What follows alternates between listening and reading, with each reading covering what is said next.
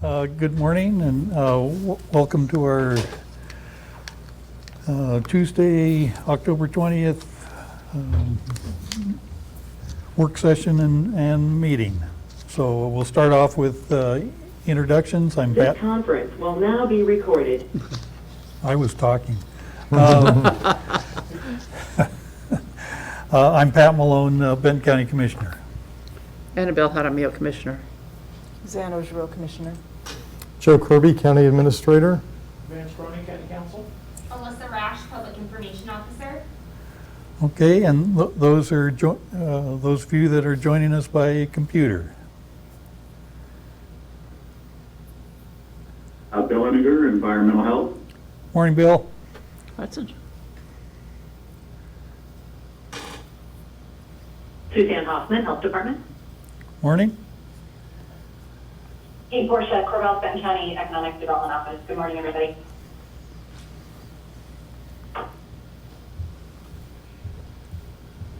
Erica Milo, Board Recorder. Debbie Bauer, Benton County Tax Department.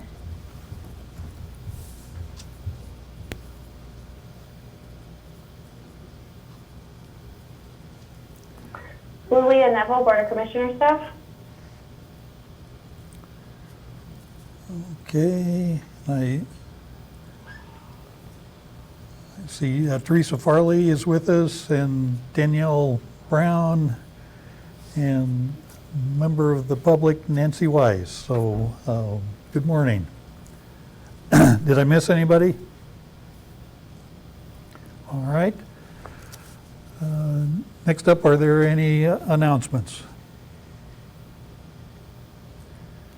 Hearing none, we'll move on to comments from the public.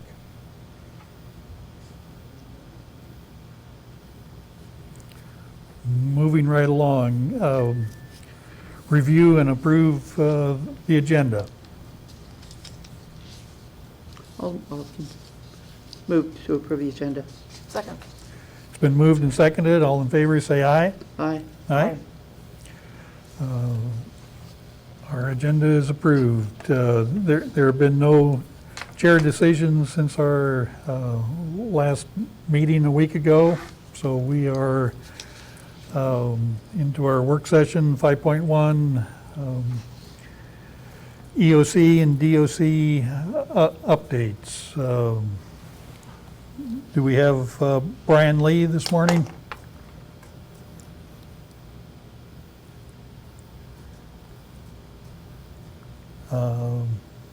Commissioners, I know Brian Lee was ill yesterday. I don't know if he still is today. Okay.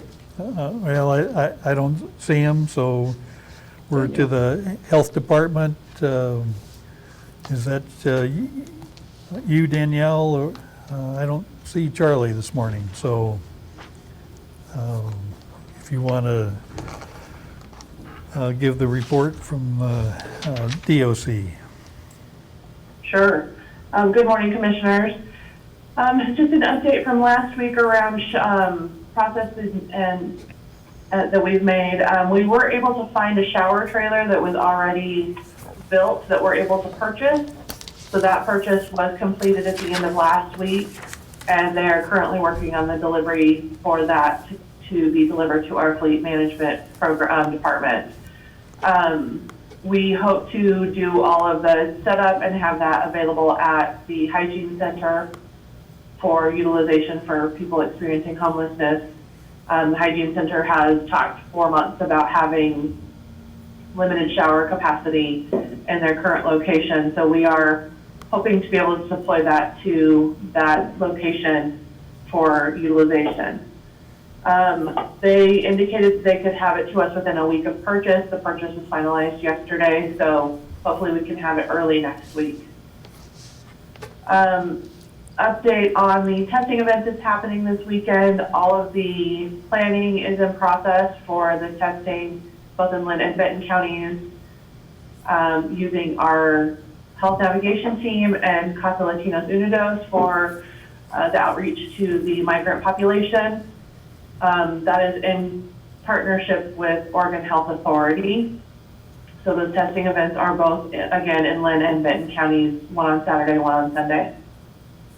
And then we are beginning work, and I can let Charlie talk a little bit more about this, about our mass vaccination planning for the eventuality of a vaccination being available for COVID.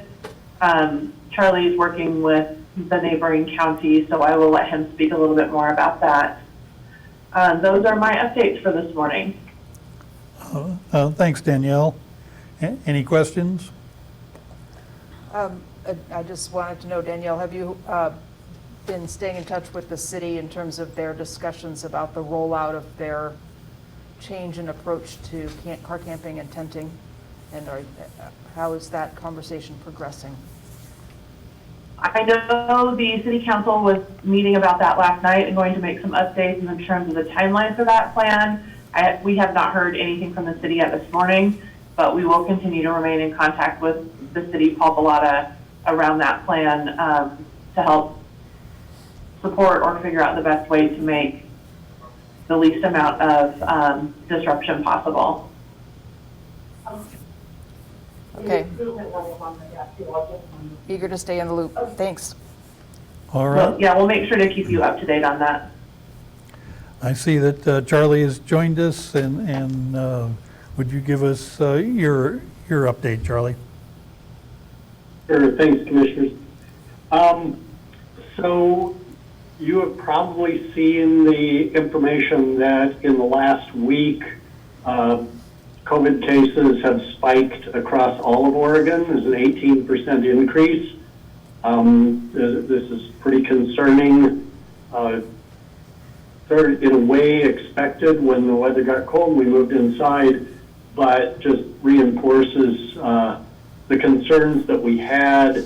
Overall, the cases continue to be primarily in young adults, 20 to 40 years of age, primarily 20 to 29, and it is these small social gatherings. So in homes, small parties, social groups. In our area, you probably saw the article in the paper this morning about, or the emails have been circulating from Greater Albany Public Schools the last couple of days about cases among their middle and high school students, not exclusively those ages, but primarily. Again, party groups,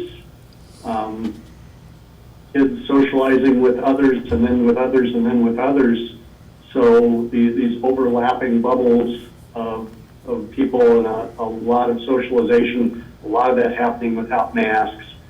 We have had some limited spillover of that in some cases associated with that. It's primarily in Lynn County, but our numbers in young adults are reflective of the same patterns.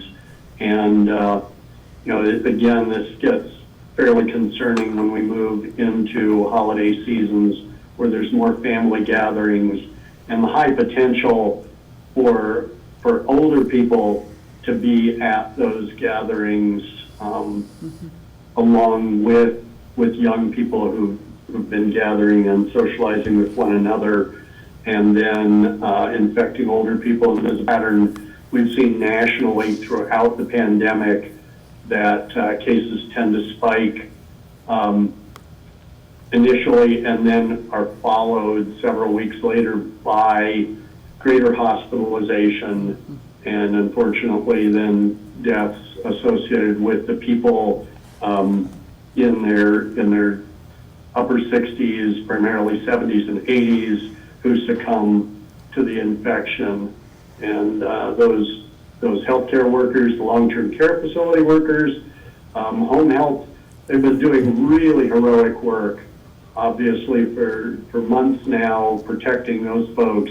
It would be a real shame to watch that be reversed through, the really understandable urge to have families get together for holidays, but there are obvious risks associated with that when the overall transmission in the population is increasing. But before you To move on, touch on, Charlie, yeah, before you moved Yeah. on from that topic, I just had a really quick question on that. Is there some, other than social media or on, electronic media, is there some way we could develop a flyer, or maybe we already have something, telling people about the risk of these gatherings, social gatherings, and maybe some guidelines to go along with that? yeah, I can let Lilia talk about that. There is quite a bit being developed. The state has a whole package around the holidays, but I can let Lilia address that more specifically. That'd be great. Thanks, Charlie. Yeah, Commissioner Jaramillo, absolutely, that is something that we are working on. In fact, we started working on some of that content when we were actually placed on the watch list, knowing that that sporadic case count was a high number and that it was coming from these types of gatherings. In addition to the initial gatherings that we're seeing at the beginning of fall, as Charlie mentioned, in the forthcoming months, we're going to see even more gatherings due to the holidays. So we actually just, I think yesterday, wrapped up our special events and gatherings around the holiday talking points, and we're going to be starting to push those out there. We were just on the DOC briefing this morning and made a connection over to the K-12 work group about getting our talking points out through the schools as well and leveraging those partnerships. So absolutely, Commissioner Jaramillo, we're definitely on it. And if you see any resources out there from any other agencies that you would want us to consider, whether it's the message or the platform, by all means, please feel free to send it Alyssa's way or my way. Melissa, of course, if there's anything else that you'd like to add to that, go ahead.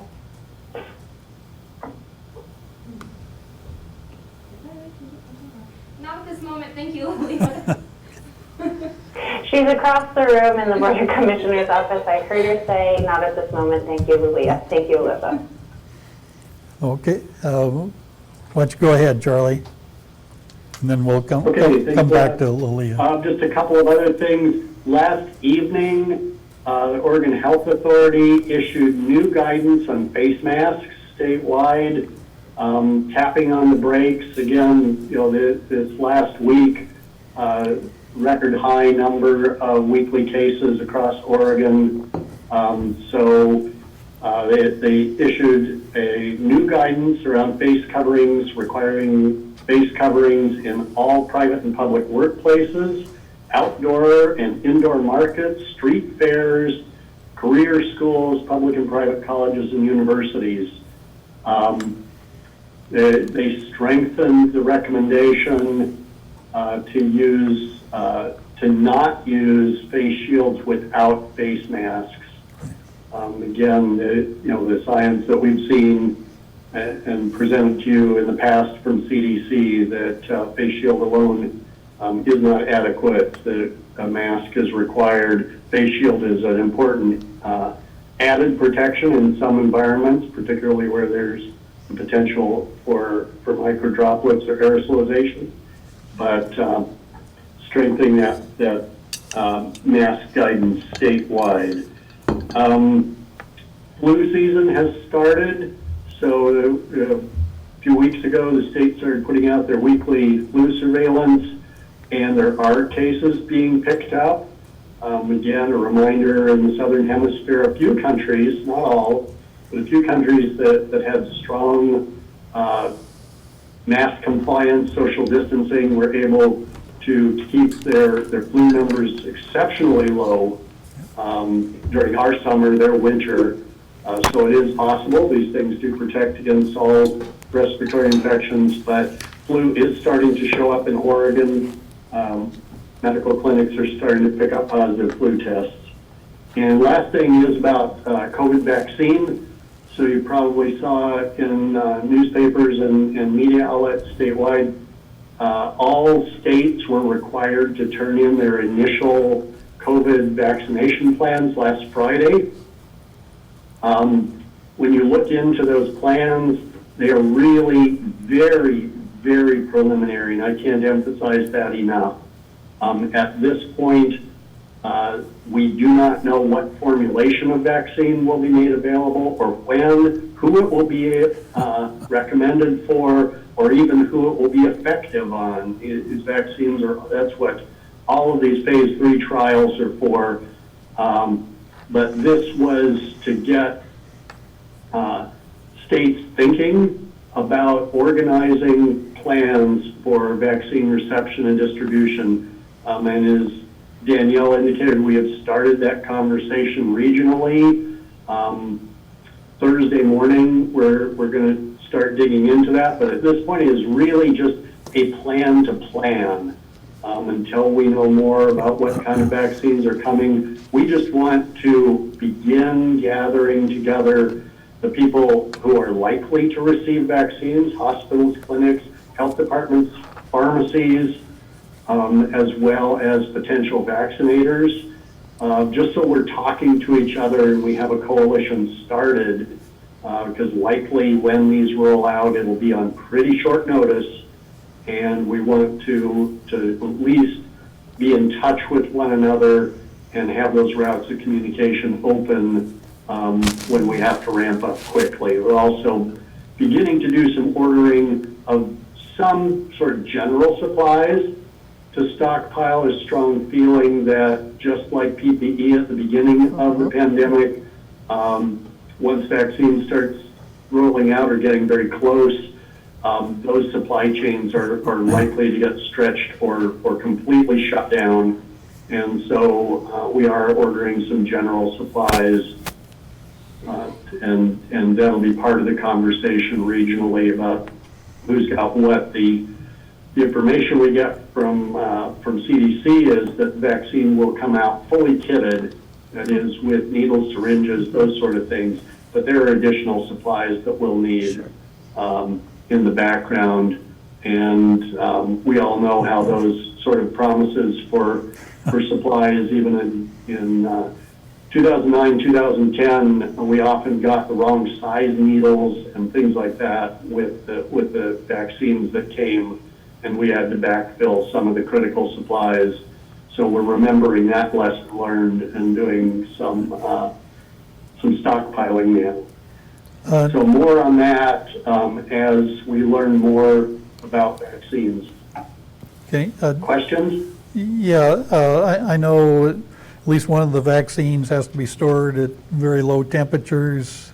Are we equipped for that, or if that's one of the winning vaccines, how do we handle it, or are we ready to handle it, I guess is my question. So thank you for that question. That will be a huge challenge. The Johnson & Johnson vaccine has to be kept at significant sub-freezing temperatures, and there are essentially no standard vaccine freezers that are capable of storing at those temperatures. It requires research freezers, and so that there are significant concerns about that. Dry ice achieves those temperatures. From what I'm reading, dry ice is a byproduct of petrochemical production, and with the downturn in gasoline and other petrochemical consumption, less dry ice is being produced through those processes, and there are concerns of whether there is enough dry ice nationally to manage that sort of rollout. This is one of the things that we'll be discussing in our initial conversations here, doing a refrigeration and freezer inventory, who's got what kind of space, what's available for exactly those sort of things. That'll be a topic of initial sort of what other resources, what is OSU, what is some of the high technology companies around that may operate some of their industrial processes at those temperatures, what's available for those sort of things. Okay. Thank you. Another question, if I may. Go ahead. Oh, okay. sorry. When you say region, Charlie, do you mean Lynn, Benton, Lincoln, or the hospital region that was, that the state has been using? So we're starting Lynn, Benton, Lincoln. That's because we have a standing meeting that's been doing COVID coordination there. We certainly, there is interest in having this conversation in our preparedness region, which includes Marion, Polk, and Yamhill.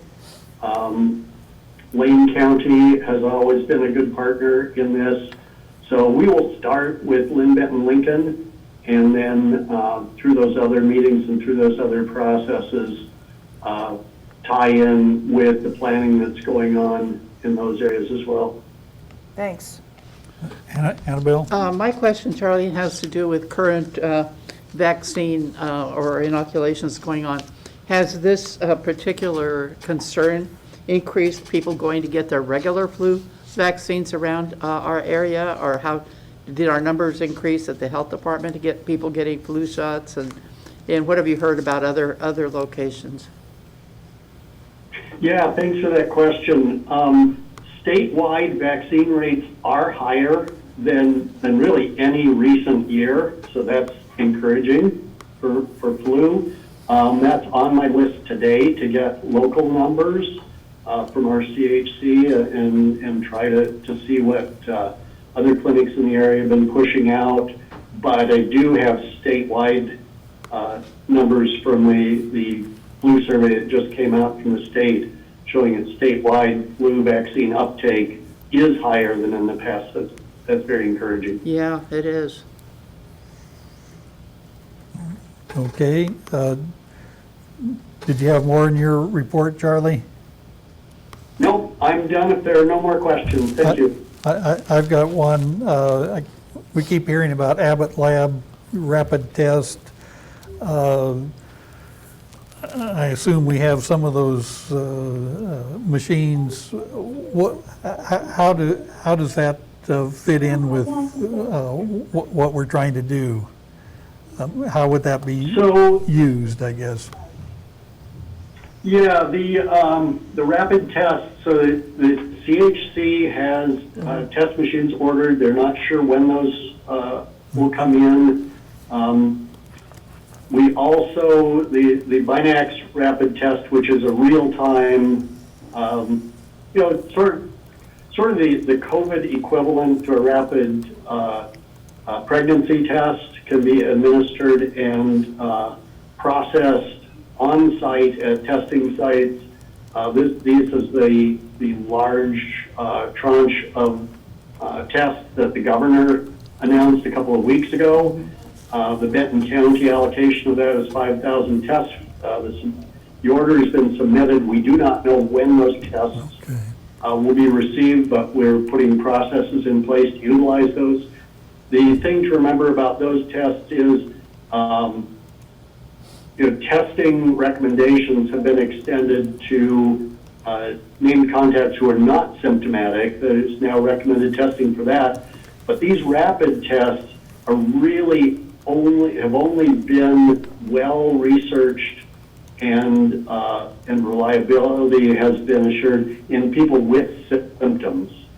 Okay. So in discussions with Dr. Bradford, Dr. Thompson, those will be the people who will be using this test. I'm not going outside of what the current research documentation shows us is most reliable with these tests. Watching the research, if that changes and there is reliability demonstrated in other groups, we can expand the use.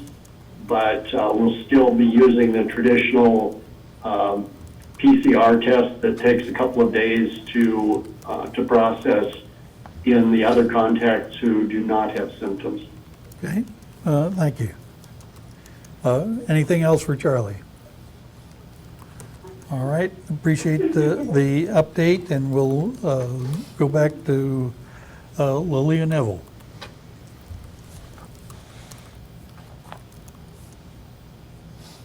Good morning, Commissioners.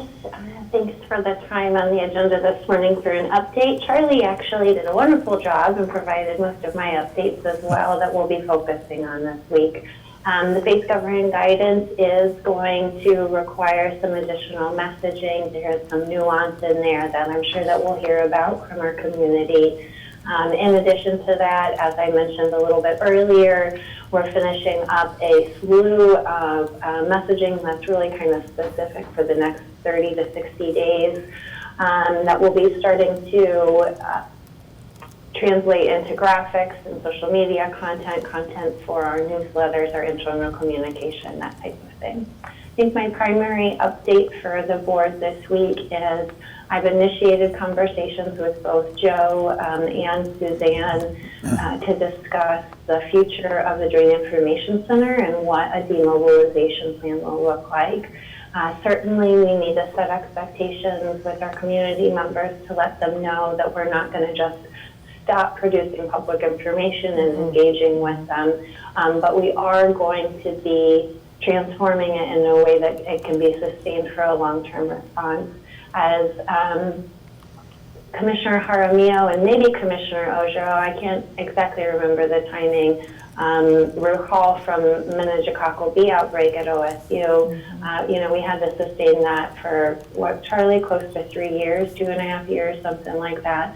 And so we need to be able to do that within our organization. So I'm looking at having a demobilization by the first of the year, by 2021, and doing some downscaling over the next 60 to 90 days in terms of deliverables. Again, communicating with our community, setting that expectation, not just pulling the rug out from under them, but just scaling that down. So I'll have more information about that over the next coming weeks, but we're just keeping on here in the JIC. So thank you. All right. Any questions for Lilia? Thank you. And last up on this section will be Kate Portia giving us the economic development angle. Good morning, Commissioner. So nice to see you, and I'll be extremely brief. Just wanted to update you and let you know that our round 3/4 of our grants remains open. In the first week, we had 50 applicants, which Community Lending Works is sorting through those right now, figuring out, who's eligible, getting those processed right away. I do want to remind everybody that if you know businesses, this is first come, first served. So really trying to get folks in. The way Business Oregon set this up, though, is if our Community Development Financial Institution, or CDFI, partners, basically we're able to get all their money out the door, then they're eligible to go back to the well and ask for more money. So Community Lending Works is teed up and ready to do that. So we'll keep you abreast on that. We have basically completed the disbursement of the face coverings to our businesses. We've got just a handful of boxes left that we're keeping on hand if we hear from businesses who need it, but we're done with our heavy outreach on that and have distributed that and appreciated the support. We continue to focus on outreach to our minority-owned businesses. Catherine's been going around and working on about 25 business visits a week to our Spanish-speaking and minority businesses. And then Heather as well is out in the community, again, just actively talking to folks, hearing how they're doing, checking in. One final item, Jerry on our team is working with the city departments to finalize the extension of the outdoor right-of-way use for our businesses that have expanded out onto the sidewalks. We're just trying to explore the idea of a tent. This is very interesting. I think it's fair to say our fire department is not excited about tents, but we have heard some other communities that have been able to do it. In fact, City of Beaverton is using some of their CARES Act money to not only put the tents up, but purchase the tents and purchase heaters for businesses. So we just are really wanting to fully explore that before, but definitely looks like we're going to be extending that. We reached out to businesses, we heard from them, and they said, please keep it going. They said, even without tents, what folks would do, what the businesses would do, is if it's a dry day, they would continue to use that outdoor space with a heater. They think there's a pretty high tolerance of folks to just, bundle up and eat outside. And we love the idea of folks not being confined in an indoor space. So continue to work on that and should have that wrapped up here probably by the end of the week. So that's mostly it from our perspective. Happy to answer any questions. Kate, how long is the time extension for businesses being able to use outdoor space? Yeah, thank you. It's a great question. I think what we're talking about doing is taking it through next summer. Yeah. In fact, interestingly, the city council likes this so much. It was pretty funny. We were in a meeting and they said, you're going to bring this back to us to make this permanent, right? And we said, yes, we will. What we're wanting to do, though, is really step into the potential for this being a permanent idea. We want to step into that carefully because, as you may know, the folks in our public works department are working on their parking study, part of which involves the downtown. So we didn't want to make a decision about the use of the right-of-way absent or separate from that discussion about parking. So for the longer term, potentially permanent solution, we're going to roll the two of those together. But to your question, Commissioner Malone, I think we're going to be extending it through the summer months next year so that businesses know that they can that it's worth it for them to store their items if they're not going to use it in the cold months and come back when the weather gets good. Or keep it up if they're one of the businesses that thinks that they'll want to use it on dry days. Okay, great, thank you. You bet. All right. I guess I have one more question or comment for Charlie. Really appreciate on the vaccines trying to anticipate what supplies are needed. Seems like during this whole pandemic we've been short of various items throughout. Some kind of essential, some not. But appreciate you using your experience and trying to anticipate where the difficulties in obtaining supplies down the road might be. So appreciate that vision. So any other questions or comments for our EOC DOC team? Well, hearing none, thank you for your efforts, and we will probably chat again next Tuesday. So next up, 5.2, discuss 2021 fee setting expectations for community development. And I saw Greg Verrett had joined us. Morning, Greg.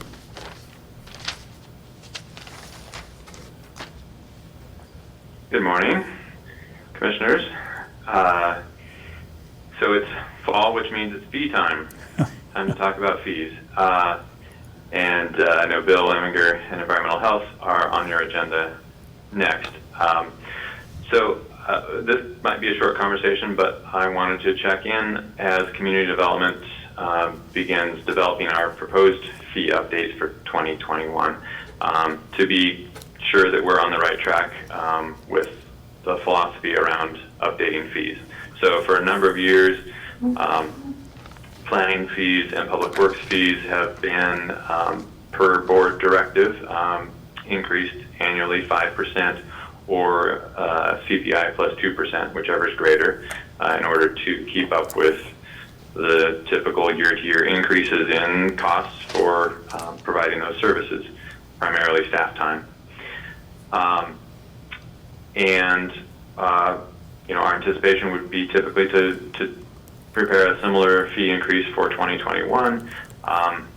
Given that nothing this year has turned out the way anybody expected it to, I wanted to check in about fees and whether you felt some deviation from that was appropriate at this time. So again, this would be primarily for community development planning fees and I guess public works land use related fees as well. I will also mention, before I ask you to answer that question, that the building division fees have not been raised across the board for many years. I'm forgetting the exact number of years, but probably 10 years. We have done, those fees, building permit fees, have been adjusted year to year marginally by changes to valuation tables that are set by the nationwide ICC, International Construction Code. Forgetting the acronym, but those valuation tables have been adjusted year to year, but we have not done an across-the-board evaluation and adjustment of fees. For building, we have finally been able to carve out the time to do that, and so that's in process. And the timing that Building Division would like to adopt those fees is January 1st of 2021 as well. So I guess there's really two things to get your input on. First, is there any reason to deviate from our standard practice on adjusting planning and public works fees by 5% or CPI plus 2%?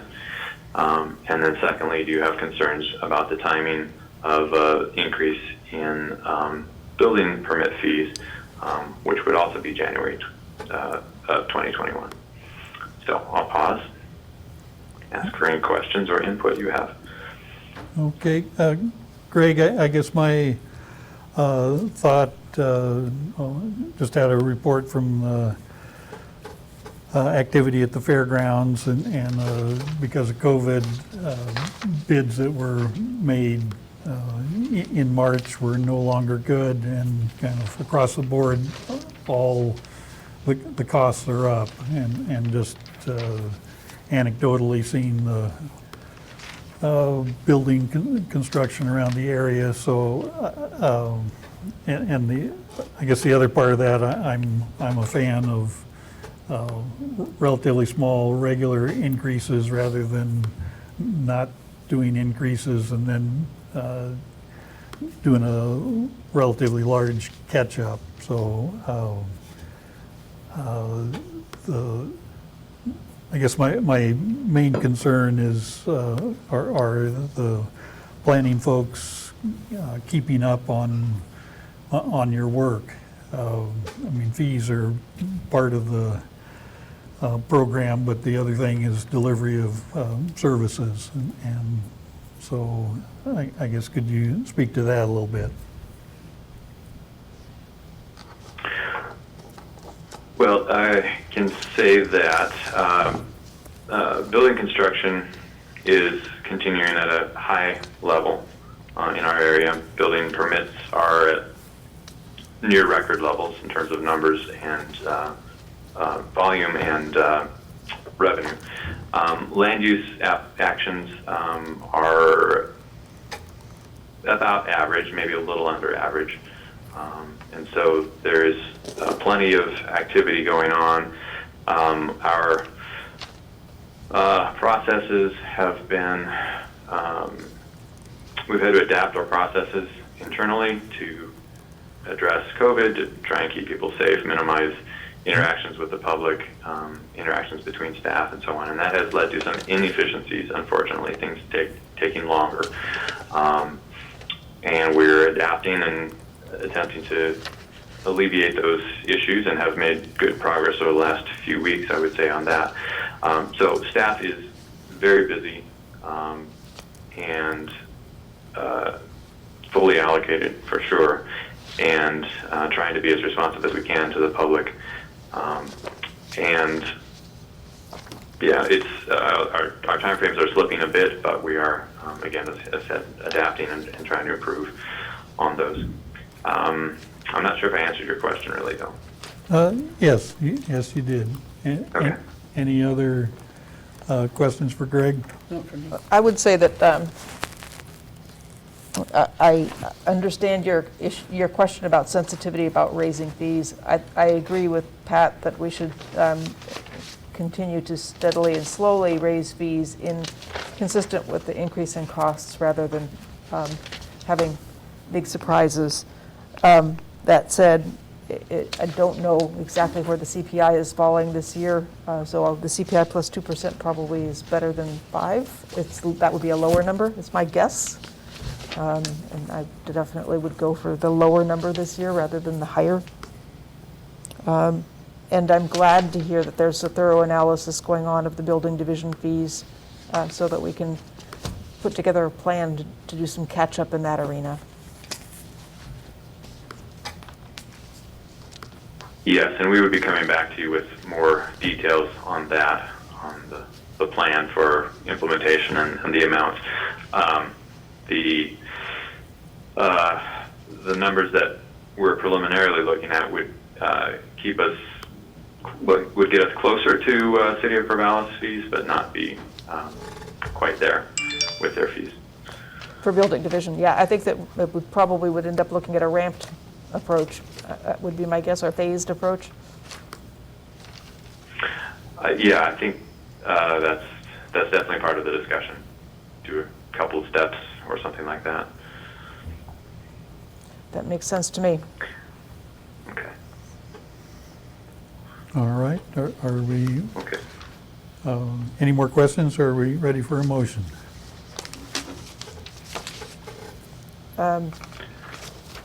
Was this just a discussion today, or do we have a This is specific just motion? discussion, yeah. I mean, if you want to, yeah, I was just trying to gauge whether you wanted us to move forward with a standard increase or not. And what I'm hearing is, at least from Commissioner Ojero, is proceed with an across-the-board increase, but potentially have that be the lower of the two instead of the higher of the two between CPI plus 2% or across the board 5%.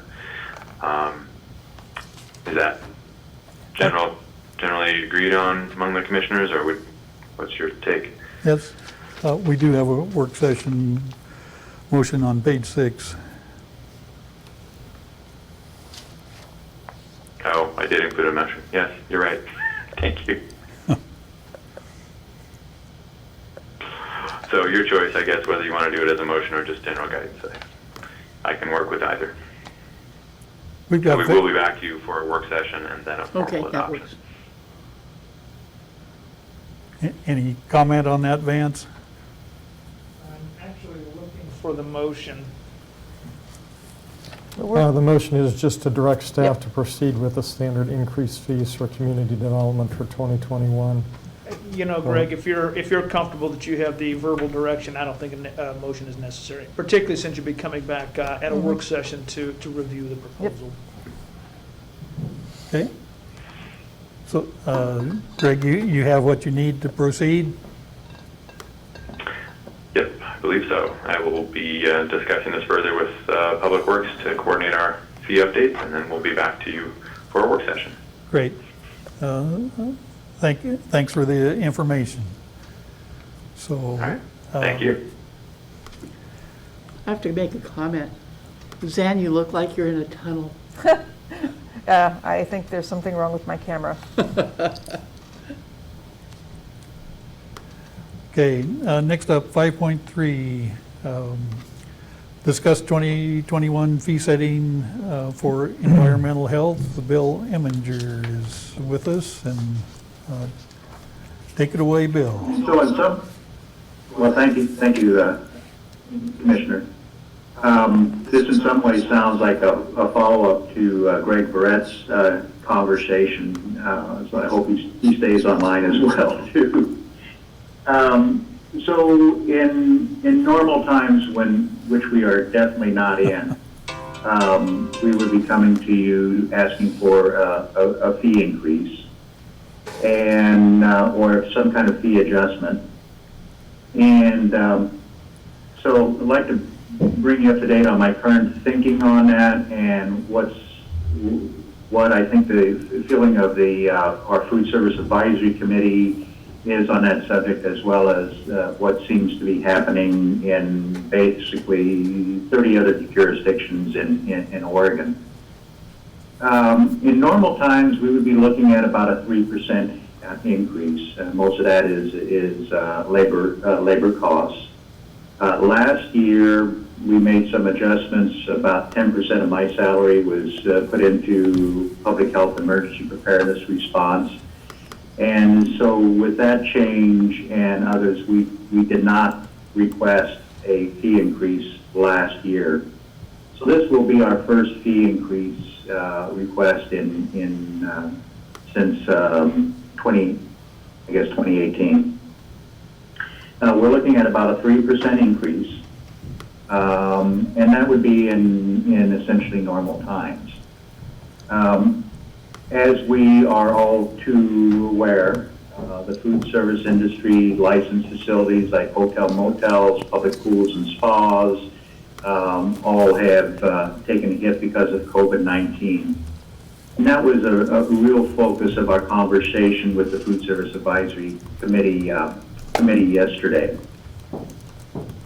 And I think what they would appreciate on behalf of industry is any kind of forgiveness of fees, a credit on fees, whether it is credits that were applied to this year or credits applied to next year. From our perspective, we've been able to get into, as of probably August, about 20-25% of our anticipated inspections. A lot of my staff has been working in the Emergency Operations Center and doing case contact investigations, so we just have not been able to get into the field as much as we would like. Looking into my crystal ball, which is imperfect at best and probably not any better than your crystal ball, I'm hoping that we will complete at least 50% of our inspections by the end of this calendar year.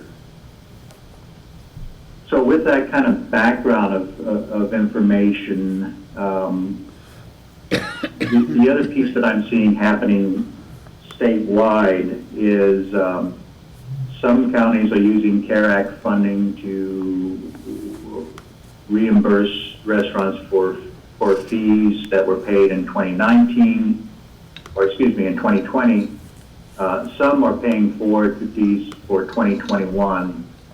To my knowledge, at this point, there are only 2 counties that are doing that. I think, we need to make sure we're exercising due diligence and care in the proper use of those funds. So that's an important consideration for the board to consider. Mary Otley may or may not have. I'm hitting Mary Otley kind of blind on this one, but she may or may not have a more update on that. We did talk to the Food Service Advisory Committee, and Kate Porsche did an excellent job of talking about loans that are available to the food service industry, and she's more than welcome to fill in on anything that I might miss. But here's my take on it. What we're talking about in terms of revenue for restaurants, hotel, motel, pools, and spas is a total dollar amount of just a little above $300,000, about $301,000. If we were to waive, or not necessarily waive fees, but to credit all fees for this year, that would be probably about the dollar amount we would look at. If we look at it in terms of 50% of our inspections being done, then maybe 50% of that being applied as a credit is another option. So the Food Service Advisory Committee did not make a recommendation really one way or another. I think they recognize that there's a lot of complexity to this, and but I think they really would appreciate the board's consideration of any kind of credit that could be applied to fees for 2021 or some kind of credit to fees in 2020.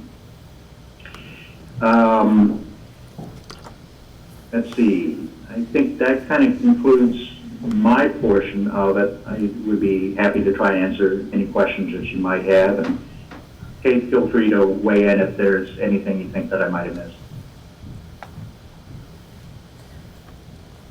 Bill, could you please repeat the total estimated value of that number?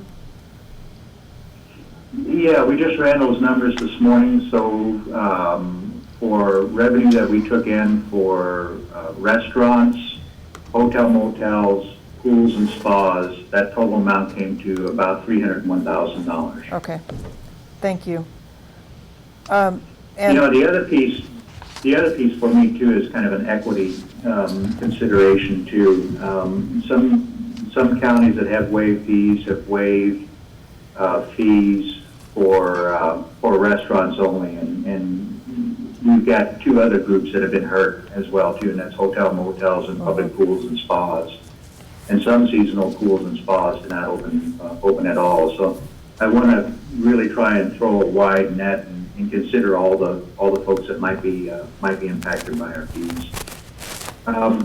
Just as a final caveat too, and I'm going to echo something that I think Greg mentioned in his presentation. Early on, when I looked into my crystal ball back in February, March, I had thought we would see a significant downturn in work in our on-site program, anticipating that a lot of the construction, new business openings would not occur. And so far this year, we're pretty much on track with what we've done in prior years. We have not really seen a slowdown in the construction part of our business. And along that lines, and again, this is me looking into a very, very imperfect crystal ball. But I asked my staff to look into how many facilities that closed during COVID-19, at least as best as we can record it on our end, and how many new openings we had. And from January 1st up through about October 12th, we had 9 restaurants closed, 3 mobile units closed, and 1 commissary. Of interest, though, during that same time period, we had 19 new restaurants open, 8 new mobile units, and 1 commissary and 1 warehouse. So it's interesting that the dynamics that are at play, that it seems like, you know, for any businesses that are having problems and are closing, we're also seeing some that are see this as an opportunity and opening as well too. Again, big caveat, very imperfect crystal ball, and I really won't have better numbers until we get through our license renewal period, and that won't be until we get through until January 2021 or February 2021. Okay. Thanks, Bill. Kate, did you have some thoughts on this issue? Yeah, and I guess I just want to say, I want to echo what Bill said. He was very gracious to invite me to his meeting, and everything that his restaurateurs who are on his commission reported is exactly what we're hearing, that you know, anything government can do to help businesses, whether it's removing regulations and letting them do seating outside or helping with fees, is really going to be critical to keeping them in business. We agree with Bill on the equity issue and just having this be across the board for all the different types of businesses that environmental health oversees. And so I guess I just want to express my support for what Bill's talking about, what his commission, you know, has proposed here. Assuming, and again, our team, and Joe and Mary, I know we'll be talking later this morning, but our team's done a little bit of digging on this, and this is one of the items that we also have for discussion. So. All right, thank you. Commissioners, also to let you know, there is information in your email that has more of the agenda checklist details. We realized as we were going through this morning that those were not attached to where you could see all of the details. So Teresa just forwarded that to you. You do have that in your email, and there were actually 2 different options as it related to the motion. One was to go ahead and forward this topic to the November 3rd business agenda for approval, or the alternative was to forward it to a future work session for more discussion. And I do know that Mary, I don't think has been able to weigh in on this this morning. One of the things that I chose to do was to advance this topic this morning in conjunction with the community development topic, so you would have some more context for both situations, and that may have confused the matter, but I just wanted to highlight there is information in your email. I would prefer not to make a motion this morning because I would really like to review the documents. I see that there are 5 documents, and I would like to have more information. I appreciate all of the research that you've done into this, Bill, you and your team, and the coordination with Kate's office on this topic. And I think that the idea of using some CARES Act money to help in this arena is intriguing, and I would very much like to have Mary and Vance check that out to see whether that is a legitimate use of those CARES Act dollars. So I like the way you're thinking. I think it's a matter of figuring out what we can afford to do, how long we think this is going to go on, balancing the short term and the long term as we think through how we want to approach the situation. And Commissioners, as it relates to the CARES Act, Mary and I have been doing a lot of work behind the scenes over the course of the last week. We do plan on coming to the board here within the next week or so at the latest to let you know what discussions we've had and what recommendations we're bringing forward to the board as to how to spend the remaining dollars that we have the ability to draw down. So you'll be seeing that information in the next week or so, and I think it's important to look at the entirety of the picture as opposed to making a decision on that this morning. Absolutely. I think that there are a lot of potential opportunities that we could be looking at, and we need to look at them all in context. All right. Seemed like there were a couple ideas for when we will next take this issue up. Do we need to decide that at this point? We can just bring it back to you at one of the next 2 meetings. Okay. I think we need some time to connect with Mary and myself and Bill and Suzanne Hoffman on this topic.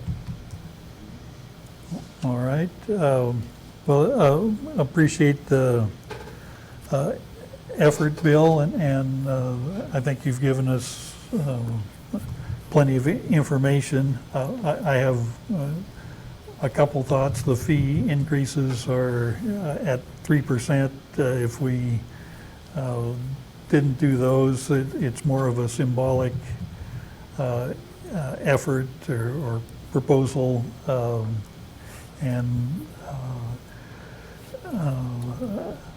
I guess my choice would be to put emphasis on the economic development aspect and have businesses that can qualify get significant dollars to help them keep going. But we are all in this together, so it's we will continue this this discussion. But and another factor is just that because of COVID, you're behind on inspections, and maybe that we should soften up figure out how we can best help our local businesses. Anything else on that topic? Bill, Mary and I will be getting in touch with you this week on this topic, and we can chart what the next steps are. Okay, appreciate that. And our Food Service Advisory Committee asked me to give them an update, and what my anticipation is that once we decide on a plan and what seems reasonable to move forward is to then bring, to give an update to the Food Service Advisory Committee. Great. All right. Next up, item 6, our consent calendar. I would move approval of the consent calendar. I'll second it. All in favor, say aye. Aye. Aye. Consent calendar is passed. Item number 7, other. Do my colleagues have any issues they want to discuss at this point? Commissioners, I can provide a couple of quick updates that relate to COVID if you are interested. Great. The first one is Charlie mentioned the new OHA guidelines relative to face shields. The executive committee will be reviewing that information at tomorrow's meeting. We have continued to allow the use of face shields within the organization at this point. The executive team has worked on trying to identify face shields that have more of an enclosure around the chin and the ears, so it's more all-encompassing. And we do have 3 different face shields that we were going to be forwarding to Charlie to see if he feels that those would meet the spirit or the intent. So we'll keep you updated on face shields and what's happening there and what we will allow or not allow in the organization. We've been trying to follow OHA guidelines, but we'll review that information tomorrow since that just came out yesterday. And then the other part that the executive committee has been looking at is the acquisition of temperature scanners. And so we are bringing in 4 temperature scanners that we're going to try in buildings. These are scanners that you can just walk up to and check your temperature at any given time during the day. And so we're currently walking through how that will work. It's probably about a month before we actually have those temperature scanners that we have received them and implemented them. Matt Weatherall is working on that project, and there'll be more information forthcoming. We're just trying to provide tools that our employees can use to help monitor their health, and we could potentially also use these same temperature scanners for customers. These will not be connected to our network. They're just independent, standalone kiosks, and they're hands-free, don't need to touch them. So those are just 2 quick updates for you. Like a scale, you get on it and you get weighed. This is just you walk Exactly. up and it takes your temperature. Exactly. I hear that, Vance. Are you a little nervous there about weight? How many of us were already staying on a scale? That is daunting. Okay. It's interesting around the face shield and masks. I recently had a visit with a doctor, and his face shield has the mask totally attached to it. But really, first time I'd seen that, it wasn't just one over a mask, but it was one apparatus. So those were just a couple of quick updates for you. Thank you. And I just want to also just chime in, I sent you all an email with a copy of the emergency declaration extension that will be coming to you next week. Obviously, the current declaration expires midnight 31st. In order to get something to you, it'll be next week. The date of January 31st was not just pulled out of thin air. I know from past experience, it's a challenge at times to get meetings in December. Originally, the thought had been to extend it through the end of the year. It just made more sense to avoid some of the holiday challenges with regard to meeting if you decide to extend. So we set the expiration date at the end of January. Also, no offense, Annabelle, but it gives the new commissioner an opportunity to weigh in on the topic if there's a decision. Makes sense. Or a question about whether to extend it further. Well, and I appreciate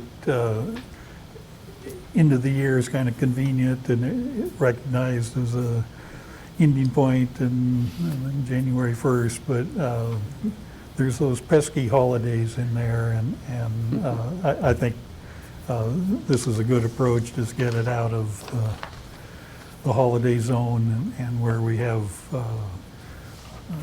2 or 3 meetings to discuss whatever might be on the table at that time. And it's correct, we can end it sooner if everything goes away magically, and so we don't have to go to January 31st, 21, but we can, Correct. okay? Appreciate taking care of that and reminding us that October is going away fast. Well, I tip my hat to Joe on that. Honestly, I had forgotten all about the order expiring on the 31st. It just kind of seems like this is our normal, and so it's just going to go on. But no, it will have an ending. So thanks, Joe, for kicking me into the table. Is the brew still there, Vance? It still is. That shows we need a team for, it doesn't really matter what the issue is, it's nice to have several people working on it and paying attention. Agreed. I had a couple things, not that I want to do it now, but just get my colleagues thinking about legislative priorities, and we have a nice tight 16 issue legislative priorities from AOC, and we might want to take a look at that and see if there's specific ones in there that are of more interest than some of the others, and maybe have a list of 3 to 5 issues that we'll try to keep track of and advise our senator and state senator and representative of our concerns and wishes. I've had several conversations with Barbara Bull. I think in this instance she's kind of acting as a private citizen on the Van Buren Street Bridge, and I said I thought she was going to send out some information, but I didn't see anything about potential. A lot of emphasis is the bridge, but what does the bridge connect to? And I mean, it's part of a package, and there are some,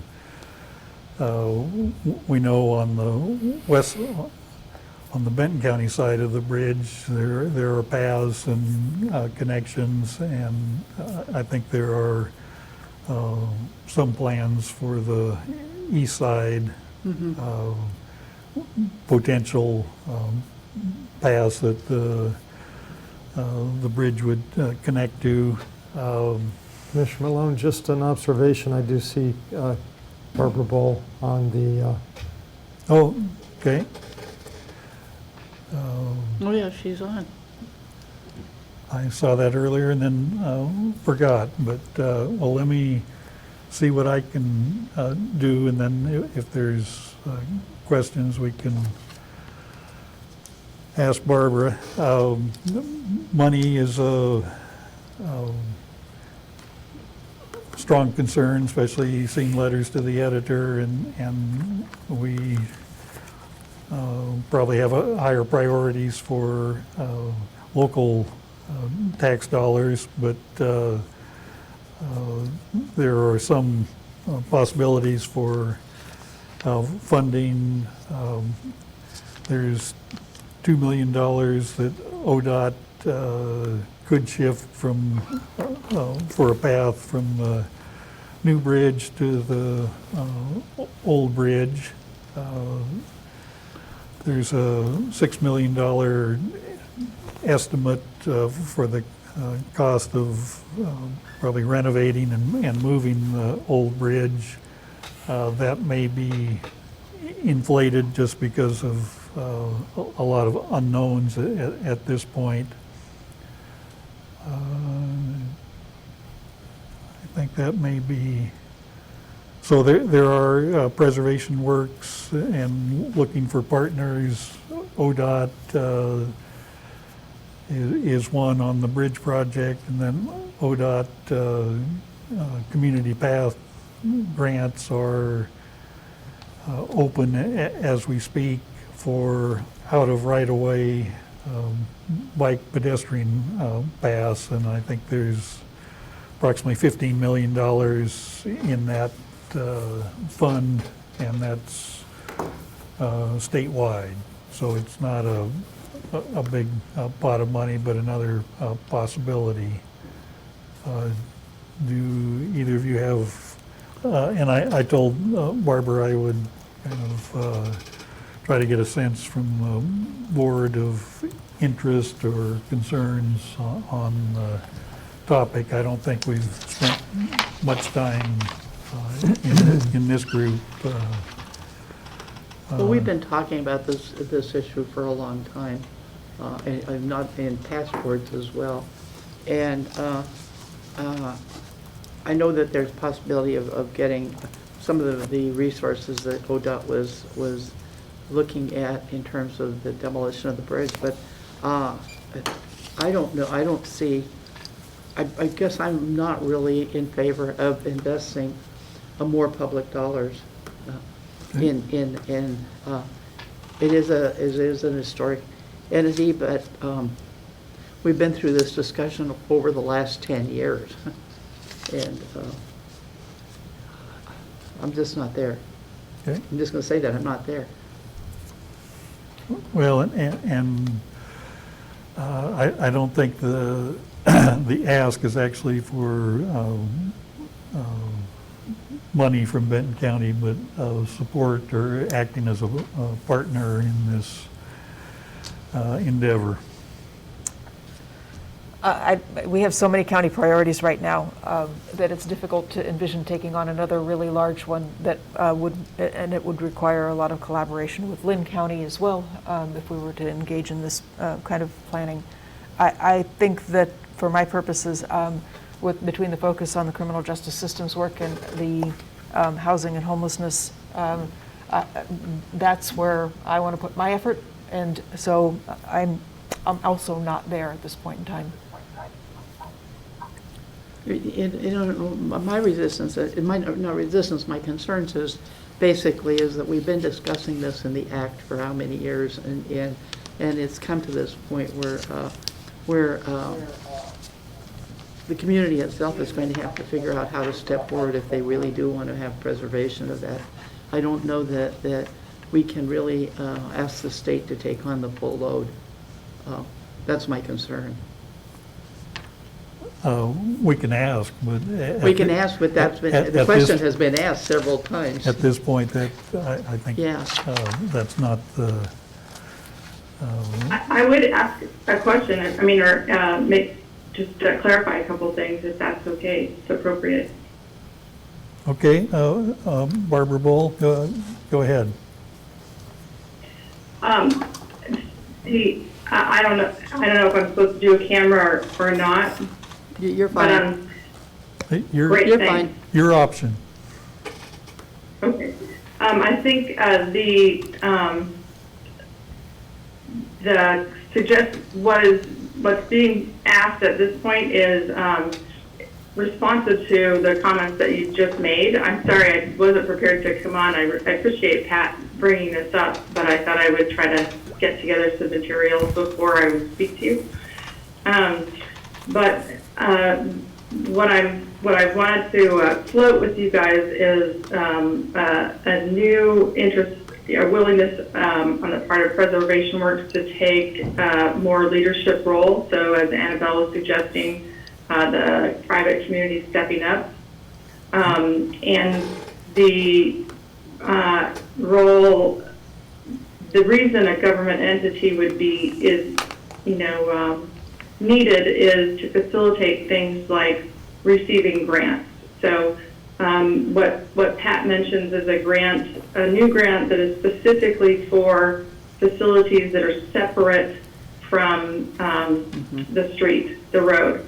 So we have we have the bridge, and the goal there is to separate the multi-use path from the road, so it's a good fit in terms of intention for the grant monies. And they've been, some folks from Preservation Works, including Chris Bentley, attended a webinar on the grant program, and they have an email saying that this looks like a good candidate for this grant. And Pat is accurate in what he's saying about it's around $15 million for the state.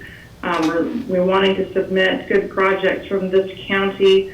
This would be a candidate. This is one thing that could be submitted. What I don't know is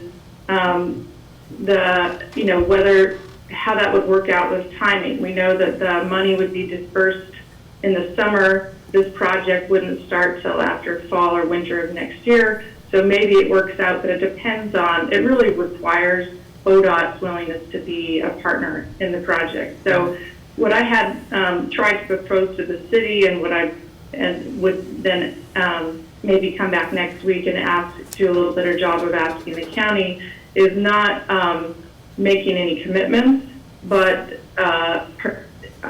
participating in that conversation to find out if there is a cooperative approach that's possible that would bring other resources to the project, not county and certainly not the state spending the whole amount, but maybe asking the state to be willing to redirect the money from the new bridge, the multi-use path on the new bridge, to the historic bridge. So redirection of funds, not increasing funds.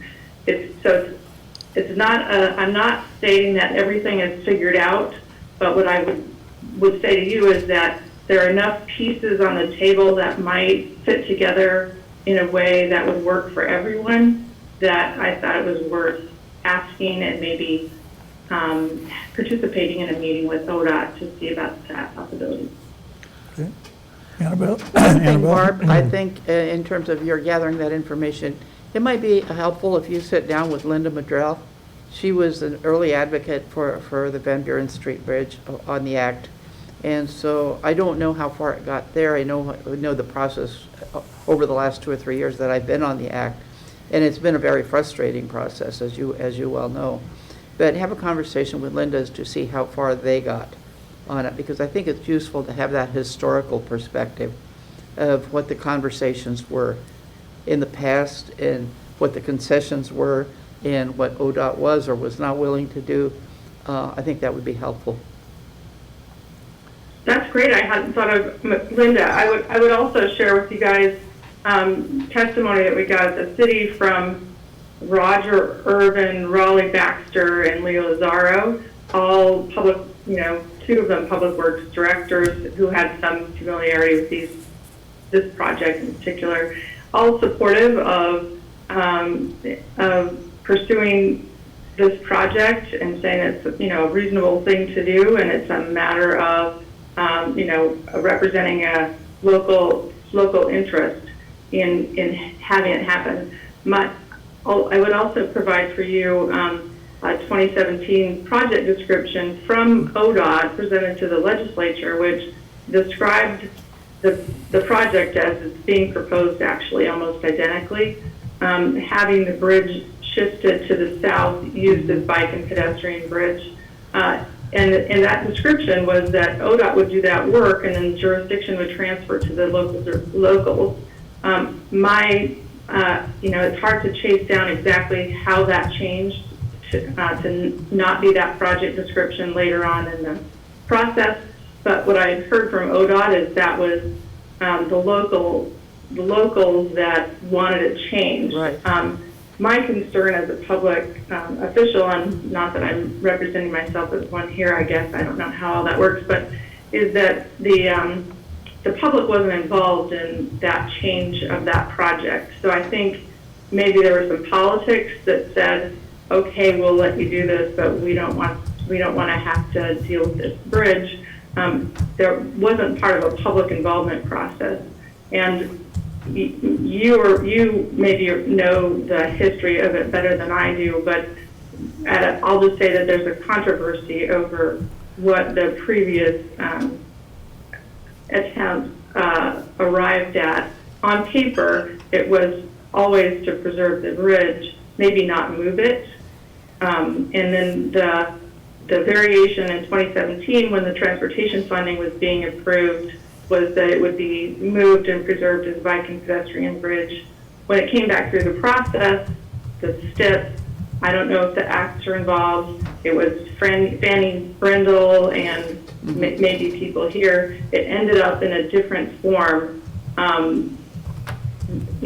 Not clear what the local support was or wasn't, where that came from. So I understand your statements that you have a lot of other priorities right now. Nobody locally has chosen this timing. It's an accident of timing that we have a bridge for 100 years, and it happens to be when we also have a pandemic and other things that we are making this decision. For me, it's hard to, I simply want to ask that question, is there a cooperative approach here that might come together nicely with some grant money that, yes or no? This is the time to ask because this is when the project will be entering into permitting and the final design, and it would be hard to back out of after this 30% design phase. So at 30% design is the time where you sort of finalize everything and then proceed with the project. So I'd be happy to bring better information next week if we got on an agenda in the appropriate way. And my goal was to make a few more phone calls and make sure that it's not a brick wall that I would be, inviting you to address. If there is a absolute no way would anybody want to have this conversation, then maybe it would be a different pitch next week. But I thought I'll find out what people say and try to bring something back to you, if that's okay. Yes, one thing, Barbara, to look into it also, keep in mind that much of this discussion around these bridges, there's other bridges that people want to build as well. And it came around the last large transportation package that the state got, and that's where many of those priorities really got established in terms of what is it we really need. Do we need improvement of the current infrastructure that we need to get around some of these areas where we've had insufficient structure? So look at that as well. One thing that I've learned in this discussion is after crossing the bridge across the Willamette going into Salem, maybe hundreds of times, and seeing the old railroad bridge to the downstream, I should have been suspicious when there were colored lights on there, but about a decade ago that was transferred from the railroad. I think the city of Salem got a good deal. I think it was $1, and the railroad actually had several $1 million worth of funding to go with the transfer, but that's now part of Salem's path system. And That's unusual for the railroad to give up anything. Joe? Commissioner Malone, I wanted to ask Barbara Bull a quick question just for purposes of clarification. Barbara, are you representing the city of Corvallis in these conversations, or are you representing another entity? And the reason that that's important for me is just understanding the protocol as I work with Mark Shepard on this, or I don't work with Mark Shepard on this. So if you could provide that clarity to me, that would be great. Yes, no, what I'm representing really is talking to Preservation Works about what next steps they might take. The question was posed to me if Preservation Works were to try to take more of the leadership role, would that make a difference? And what I told them is and that's the question actually I've gotten from a lot of people around town is, why isn't the private sector stepping in, and why is it that they keep coming to the city? Well, so I thought, it could be a very popular option, if we didn't have so many other things going on. The only way that the city would be involved in this, to say that it wouldn't be, and to be clear, I'm not representing the city in any way, is that the deadline, the formal opportunity to take ownership of the bridge was expired, in August, and that's where the city had submitted a proposal in partnership with Preservation Works. So there's a proposal on the table that met the deadline, and ODOT responded, and in their response they characterized as not a no, but we need to clarify things like where's the money going to come from. And this is what I was asking the council to respond to with a meeting to pursue that proposal that was made and to see what the possibilities would be in terms, especially of funding. And that's what the city manager didn't, the city council did not entertain. So formally, that proposal was the only thing that met the deadline that would extend a formal process, recognizing that anything that would go forward would require really cooperation from ODOT. I don't think, a proposal would be that we would try to extend the city process and work with the city to do that. I don't see that would need to be the approach. If ODOT is willing to cooperate, then it would seem that negotiating about a deadline, whether a deadline was made or not, wouldn't be necessary. If it's something that they're willing to pursue, then it probably wouldn't be hinging on the status of that deadline. Thank you. That's my best answer. Okay. All right, well,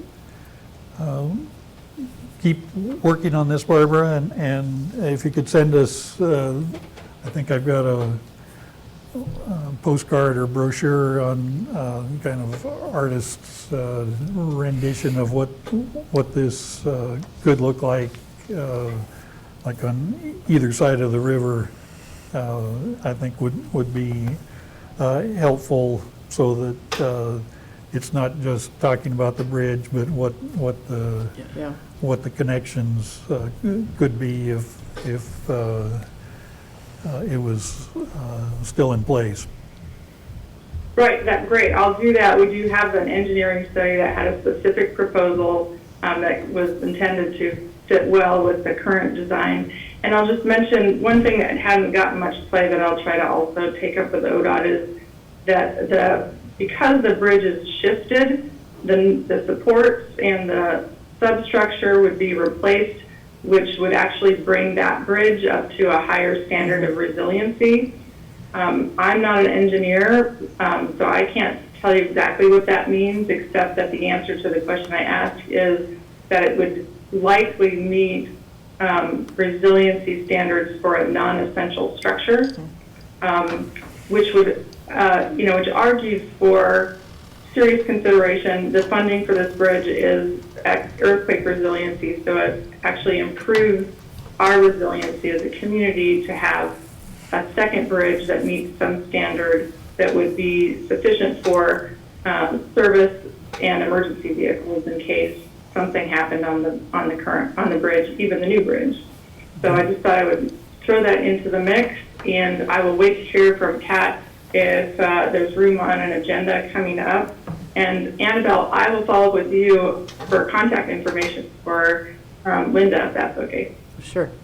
Okay. Well, thank you, Barbara. Appreciate your efforts and kind of bring us up to date on the current situation. So.